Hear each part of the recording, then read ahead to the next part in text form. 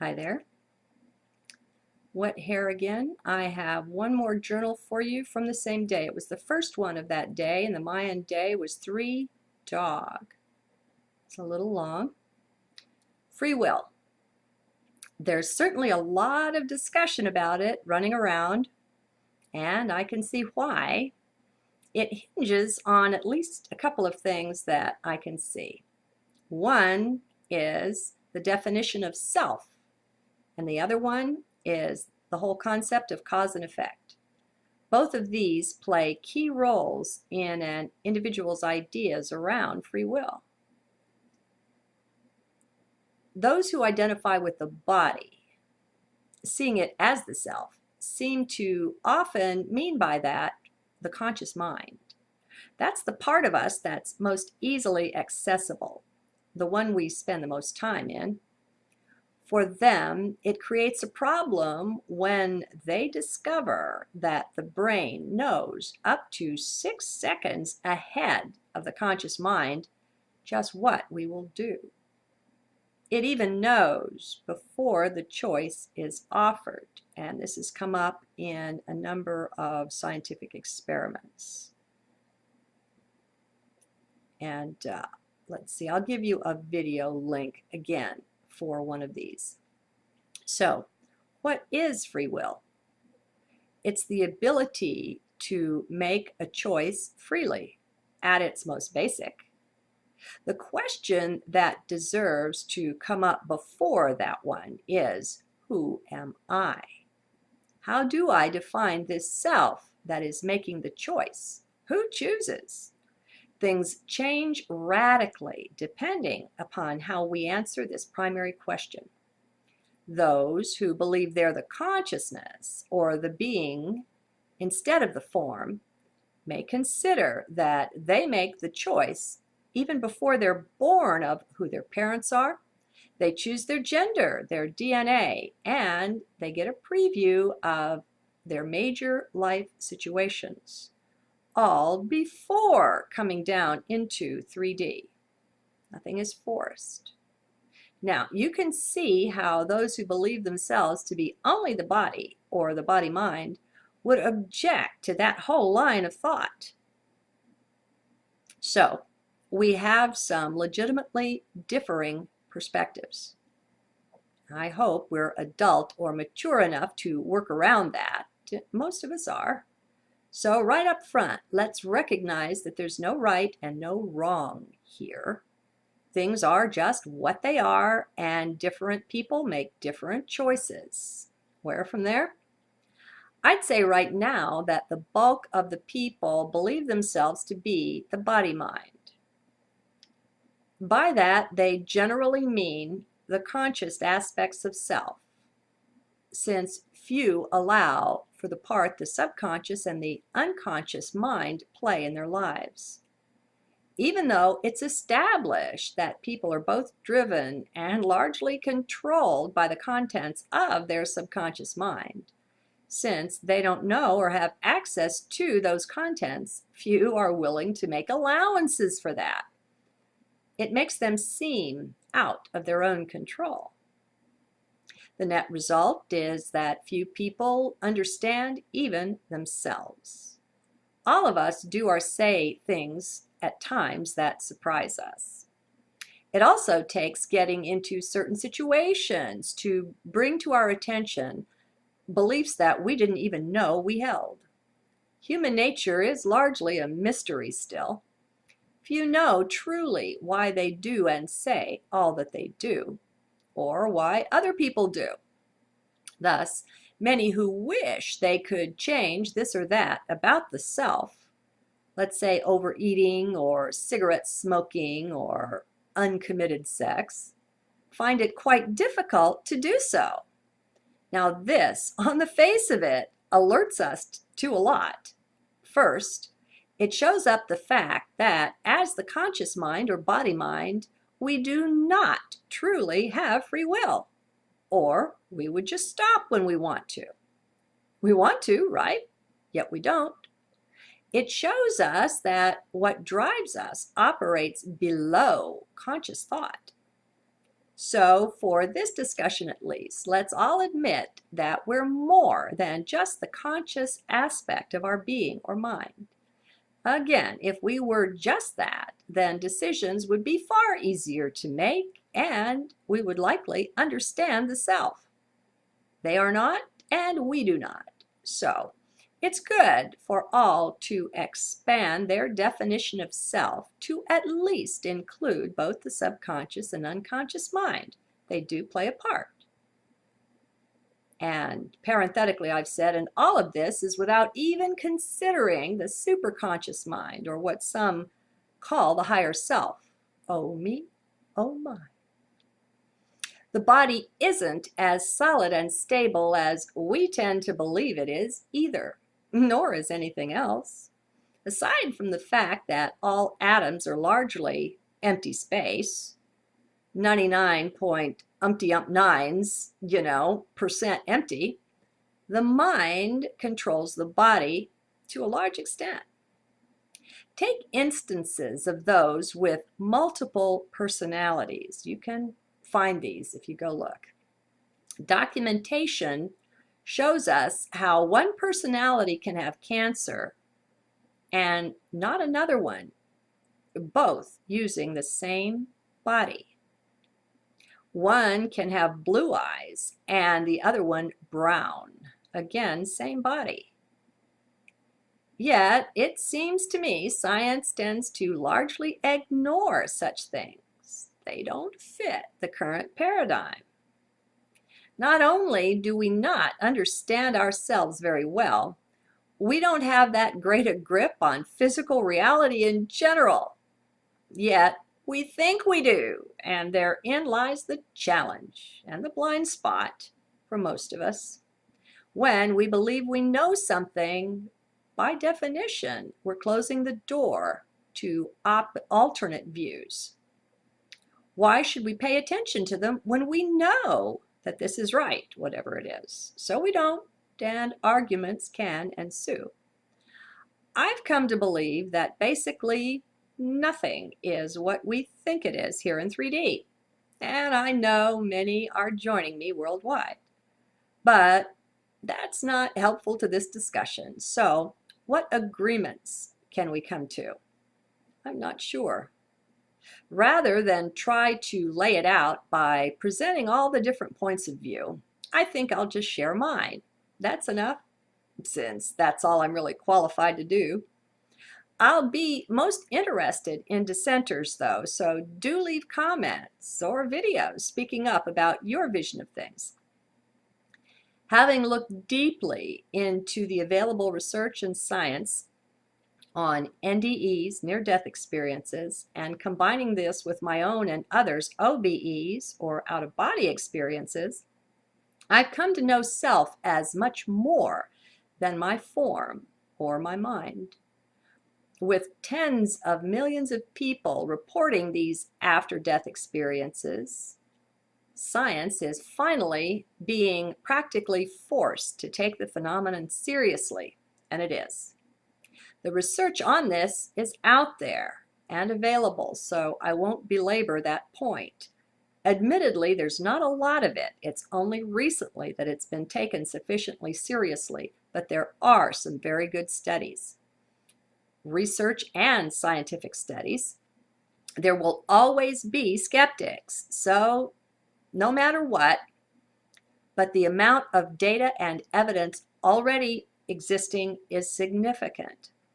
PMH Atwater alone has a research base of over 4,000 experiencers that she's directly interviewed.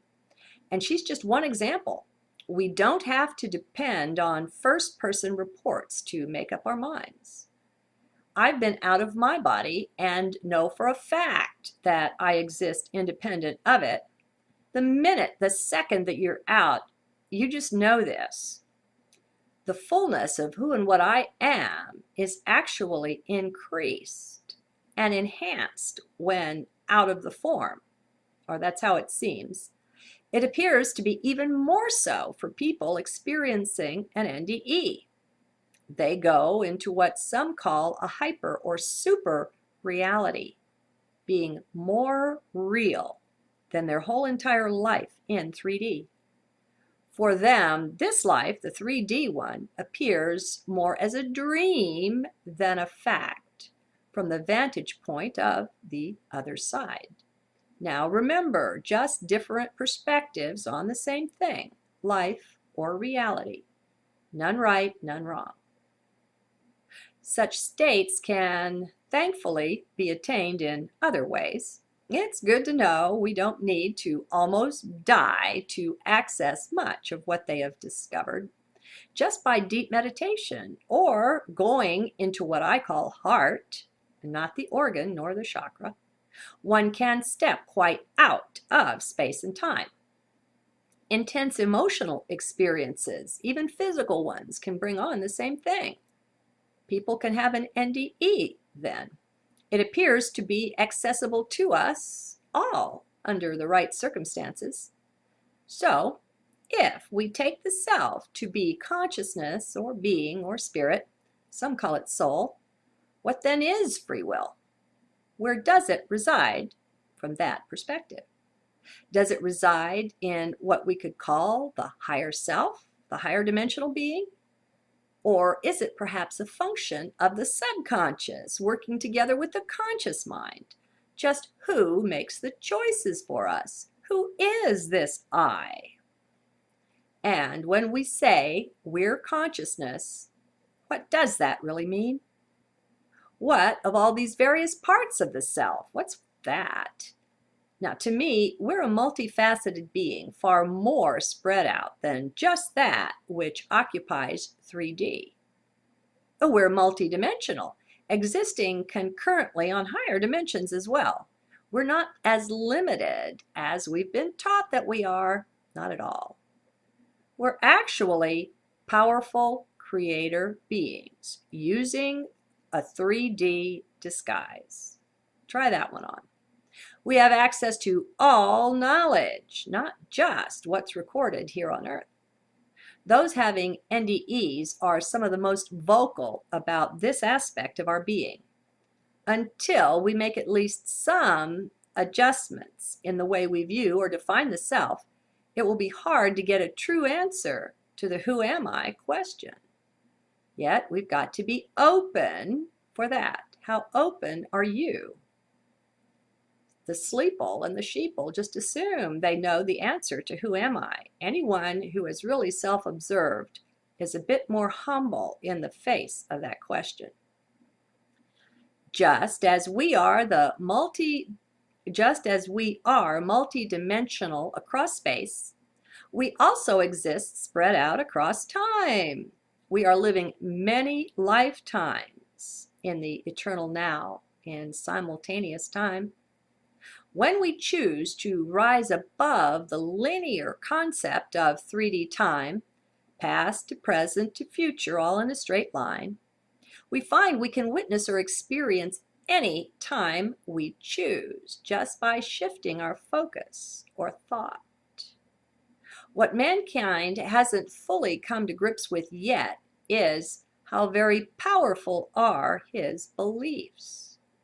We structure not just the experience of ourself, but of our whole reality based on what is growing in our garden of belief, most of which is subconscious, so not easily accessible. We don't even know fully what we believe, strange as that might sound at first. Plus, each belief serves to limit or restrict us in some way or another, sometimes severely, as with religious beliefs that come with a whole doctrine and dogma attached. Each belief comes with its own set of blinders that control what we perceive, what we allow the self to perceive. The placebo effect is one good example of the power of a very simple belief. Once we discover the true power belief holds over us, we will be far more cautious about both what we believe and who we allow to step in and change those beliefs or try to. We'll view advertising in a whole new way and not favorably. We'll be far more suspicious of anyone working to change or mold our beliefs. And all of that will be wise. The goal of the belief molders is to get beliefs down into our subconscious mind, where we have little access to them, where they're not seen. There are many illicit and immoral methods in use today to plant such beliefs. Most methods use subliminally programming info, so to slip past the gateway of the conscious mind unnoticed. What's being done is far darker than almost anyone realizes, except those in the know in advertising and in government. We have truly been asleep to allow this. In its way, it's an attempt to take over our free will, to mold and control that, and it works. That's the bad news, but that's why it's used. It sells product at the very minimum, and that's dark enough. But what else is done subliminally or without our conscious knowledge is even darker. But don't go there. This isn't about that. Let's stay in heart. When considering free will, though, it's important to look at what factors are impacting it, and subliminal manipulation plays a bigger role than most currently acknowledge. While most people choose to turn a deaf ear or a blind eye to such tactics being used against them, many of us are waking up to what's going on. We're finally willing to come out of our sleepless state and take the nasty medicine of discovering what is really happening. So, do we have free will? Do you see now how completely dependent your answer is on your self-definition? If you think that you're the body or the body-mind, then a reasonable answer is no, or only partially, for it's not in the conscious aspect of being where the whole of it resides. When we look out at life, at our life, we see that we don't always get what we want. Again, though, getting what we want has everything to do with our definition of we, or the I there. Who is this I doing the wanting? I hope you can see how the answer completely rests on that. For those whose I definition is much broader, encompassing the more inaccessible regions of mind, the subconscious and the unconscious, the answer is different. They are aware that we can have conflicting views or values between the conscious and subconscious aspects of self. In other words, we can work against ourself. Something desired by the conscious mind may be denied by our subconscious beliefs.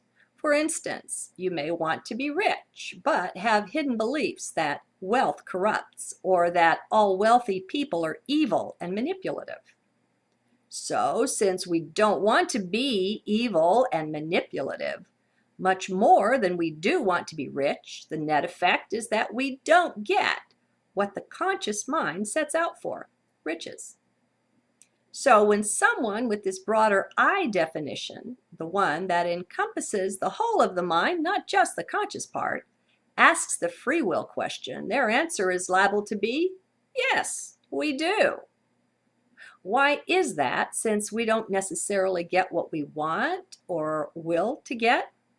It's because these people tend to realize that even though the subconscious and unconscious mind may be largely inaccessible to our conscious self, yet they are still the self, and decisions made there are still ours. Plus, we still have some measure of control over them. These realize that it takes more self-knowledge to master their will. Though they won't likely call it that, these people are aware of and likely working in their internal garden of belief. They know how their subconscious beliefs largely run the show in 3D. Some of these use NLP, neuro-linguistic programming, hypnosis, and other methods to get down in there and make change. Thus, they also know they have some say-so over what's down in there.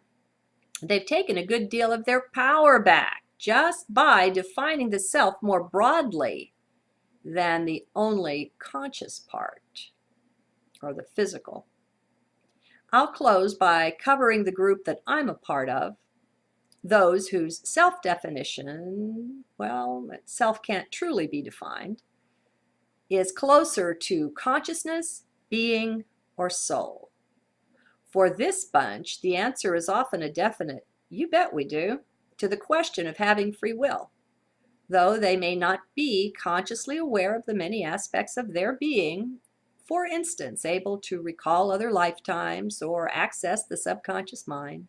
Yet they know these exist and are aspects of their very own being, and they're willing to own them. This last group is aware that we choose all of the major aspects of any incarnation we take on. We choose our parents, our DNA, and we are aware beforehand of the major blessings and challenges of the upcoming life. So even though when in the body we picked, things may not seem to be going the way we'd like, we're well aware that in the higher dimensions, they are going exactly as we chose for this life. Now, all of this has been said without bringing in God or religion at all. I don't find that if there is a God or source, that it works against or for free will. I don't see that it's necessary to hold a belief in a God in order to understand and work with free will. While it's true that there's a possibility that mankind overall were given free will when this universe was created, what does that matter? Even if it came out of a big bang, free will could still be the case. What does that change about the day-to-day operation of free will? And I'll give you a footnote at the end on that. I find it fun to imagine what a universe would be like where there was no free will. Boy, does that ever pretzel the mind, recognizing that we don't understand much of what we haven't experienced ourselves. Now, there's much that I didn't cover here. I guess I'll cover one more thing before closing, and that's prediction or prophecy. Many consider that if we do have free will, then how can things possibly be pre-known? To them, that just doesn't make sense. Some, when going down this particular conceptual road, have even come up with a deterministic universe completely absent all free will. They say they can't choose. Everything is predetermined. Well, let's take a look from another angle. Let's say you're driving rather recklessly up a mountain road. You're going over the speed limit, quite lost in the joy of pushing the limits or in some worry or another, whatever. Let's say there is a God, one who can easily look ahead and see where your journey will be taking you. Just around the next curve, there's a major hairpin turn. And let's say at the speed that you're going, you're not likely to make that curve. Your incarnation's getting ready to be over. Now here's my question for you. Just because the God being knows what is likely coming up for you, and the fact that you won't likely make the curve, and that you're facing the end of your incarnation, does that mean that the God being made that happen? Predetermined it? Does that God being necessarily have diddly squat to do with what's up ahead for you? What does that being's foreknowledge really amount to? How does it impact the driver's free will? Sure, it's possible for the driver to send up a prayer once she sees what's about to happen, gets closer and sees the curve. In that case, it's also possible for the God being to intervene, to somehow soften the blow of what would have happened otherwise. So the God being can possibly have an effect, but do notice how free will was still respected. It took the call to compel the answer. In a free will universe, the God being doesn't intervene otherwise. that still doesn't in any way limit free will. Much that is prediction or so-called prophecy is just from being able to look down the current timeline for someone or for whatever. That means that if the person doesn't make any changes to the way that they're going, certain things can be deduced to happen going forward. They're the natural flow of the outcome. That doesn't take away free will either, since that person is still totally free to make whatever changes and choices she likes. This relies more on physics than many people currently see. Now, what about real prophecy, such as that of Nostradamus or the Book of Revelations? Aside from the fact that a huge portion of it is clothed in language that's quite obscure and open to multiple interpretations, and that should be considered, what is going on there? It's a fact that some things have been accurately predicted, have happened as stated. So what of that? How can there still be free will if that's the case? Look again. First off, do take into account and eliminate all that is merely the looking ahead at the timeline, like what's up ahead for that driver. Some simply have the ability to do that. While many of those things may happen as predicted, most of them don't. What is reported to us is only prophecy's successes, and for every success, there are 100, maybe 1,000 or more failures. Let's also consider that. In addition, let us consider for a moment how mankind is being manipulated. Most of us can see the hand of the powers that were at work in the world over the recent centuries. It's safe to assume they play a part in at least some of this. There are certain beliefs they want the populace to hold. These, the Illuminati, the bad guys, if you will, are well aware of the creative power of belief. In fact, they're largely controlling that, or at least they have been. Thus, isn't it safe to assume that they play a part in some of this prophecy? When we look at life through the lenses that know of the power of beliefs to create, we can see how much of current life is based on beliefs the powers that were have crafted or helped to bring about. Prophecy is one of their most powerful tools. By its use, they get masses of people believing in exactly the same thing, and it's usually dire or dark, sometimes with even a particular date, such as Y2K. Do you recall all of the dark prophecies set for that time that didn't happen? Now, back to free will existing alongside of prophecy. How can that work? Do see the hand of the powers that were behind quite a bit of the prophecy that's circulating now. Look at how dark and dismal the predictions are. Heck, even the movies. Anything to get us believing in dismal stuff. Can you see how it would benefit the powers that were to have mankind believing in such things? How that would make us fearful and distracted from everyday life, more biddable? And can you see how that would be to their advantage? I certainly can. The way I see it, prophecy is often given to get mankind into a state of fear and unease, to keep him or her in overall anxiety. That makes us much easier to control. Also, the way I see it, we too can come into knowledge of the power of belief to create. We can simply change our beliefs, my friends. That is under our power to control.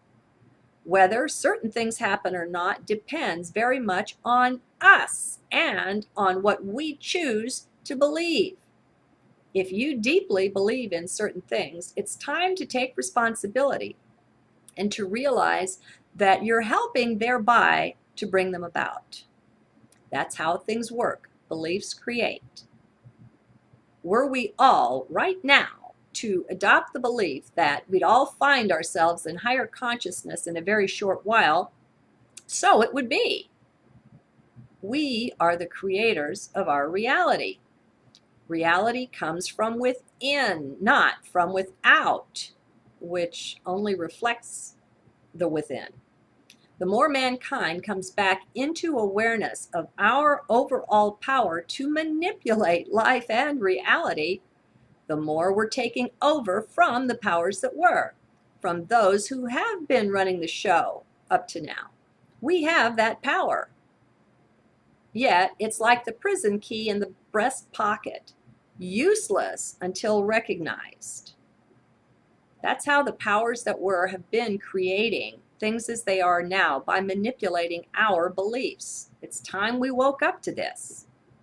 So you bet we have free will. We have more than that. What it amounts to is that we are the creator gods, small g, of this reality. What we're seeing play out here is quite based on our choice. Collectively and individually, we're working to bring this about. Yet, as long as we continue to play the victim card, find ourselves pointing fingers of blame anywhere else, including at the powers that were, then we're not yet fully grown up. We're not taking responsibility for what we can truly accomplish here. If each one would just do their part, clean up their own beliefs, oh my God, it would all change. Oh well, I've gone on so long. What's one more thing, right? I'll add to the rest the potential reality of other timelines. Most of us are familiar with some theories in physics that allow for an infinite number of timelines. Timelines in which you made every possible choice at every choice point. Well, what does that view say about free will? Let's look at it. Perhaps life under those conditions would amount to more of a steering of the self through one's chosen route, through that infinite maze. Then again, perhaps in other aspects of one's being, each and every choice was also taken and lived, again, by another aspect of your very own being. Does that preserve your free will? Well, if you get to choose at each of those choice points, I'd say that it does. Furthermore, it can be looked at as accommodating any possible choice path you could desire. Thus, that more than accommodates free will. Do you see? It seems to me, in conclusion, finally, that what it takes is a broadening of the overall definition of self in order to come to this conclusion that we do have free will. I can also see how those who think we don't have a legitimate point. They may not acknowledge that they are creating that outcome, but that doesn't matter. Their point still holds. The way they choose to see it, they do not have free will. So, no right, no wrong, just is. That's my conclusion anyway. What do you think? Why not make a video response and share with us? The more we get together in our beliefs, the more powerful we are overall to bring about whatever we want. And the way I see it, it's the children who will do this. Namaste. Okay, here's my footnote. Earlier I said, I forget what I said, but here's my footnote. I said that God or no God, free will's operation still doesn't change. I will admit that if God or divinity is the case, then that does make a possible impact on free will. It actually gives it more power, which would be accessed through the mode of prayer. This doesn't change anything, though, since this is contained within the concept of free will.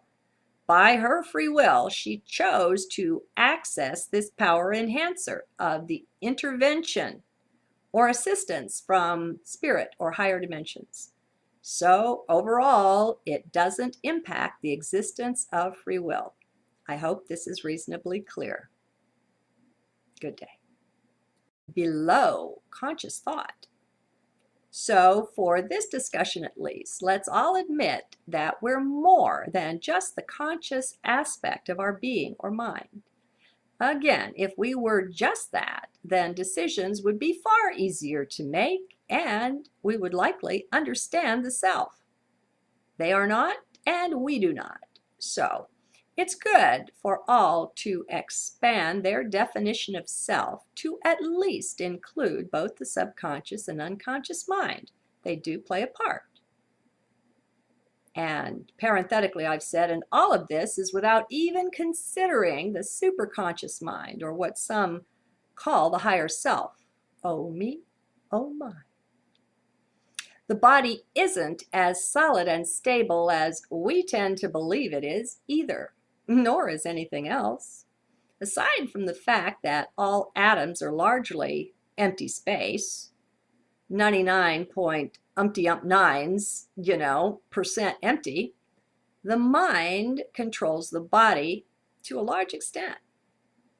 Take instances of ore coming down into 3D. Nothing is forced. Now, you can see how those who believe themselves to be only the body, or the body-mind, would object to that whole line of thought. So, we have some legitimately differing perspectives. I hope we're adult or mature enough to work around that. Most of us are. So right up front, let's recognize that there's no right and no wrong here. Things are just what they are, and different people make different choices.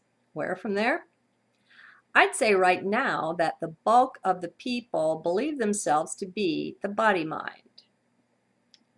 By that, they generally mean the conscious aspects of self, since few allow for the part the subconscious and the unconscious mind play in their lives.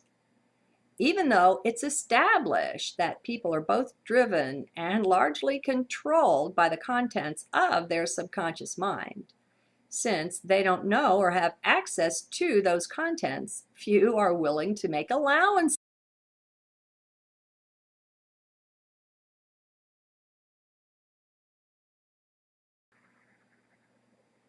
Hi there. Wet hair again. I have one more journal for you from the same day. It was the first one of that day, and the Mayan day was 3 dog. It's a little long. Free will.